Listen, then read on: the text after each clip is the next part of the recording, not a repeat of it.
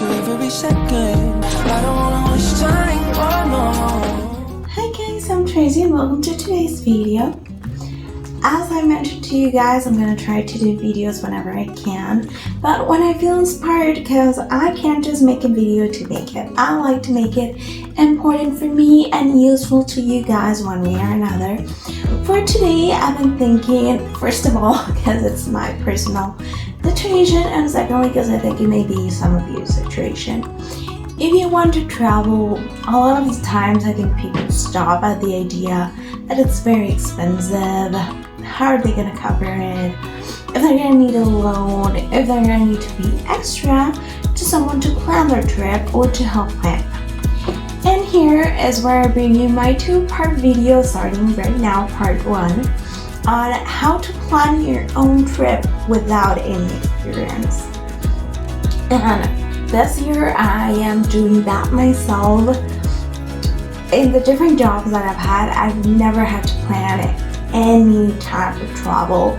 Even on my personal vacation, the most I've had to choose is a hotel that I like. For this trip, I'm fully taking over, and I'm going to show you guys how you can do the same thing without experience and make your own trip to where you want and make it the best way you could possibly. First off, and here's where I got the notebook here. You are going to download an app called Hopper that has like a little bunny.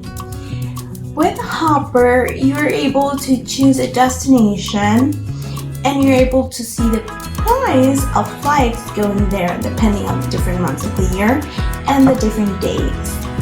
So if you're interested in going, I don't know, to England, it will let you see throughout the year the different prices of the flights. So you can get an idea. Don't hurry, you're not gonna just buy them there. You're taking step by step. You're gonna use Hopper first off to see the time of the year that it would be best for you to travel there. Once you get a confirmation from Hopper on the times that are cheaper, you're gonna use Google to Google the place's weather for that time of the year. So you're just gonna Google how's the weather in England in March, to set an example. So there you would see like if it's winter, if it's spring, if it's autumn, and you can decide if that's a deal breaker or not. And you're gonna do that until you found like the perfect weather for a good price. Once you have the days that it's cheaper to fly and that the weather suits what you will be able to survive without having to, spend a lot of money. Right now, where we're gonna be moving is towards finding the best flights. So on this, I'll take a tip from someone on Instagram that you can use Google Flights on incognito mode to search for different flights on dates of that month. And in there you would see like which are like the best options. Hopper can sometimes have the best, so you can compare it to those. This way you can compare and you can find the best price possible. I want you to check where that airline would land, which airport, if it's the only airport or if there are other airports. And why are we checking that? Because we're gonna find a hotel nearby that airport or closest in between the center of the city and the actual airport. This is so it won't be as hard or as expensive for you to move from one place to the other. So we're right now just working on the general logistics.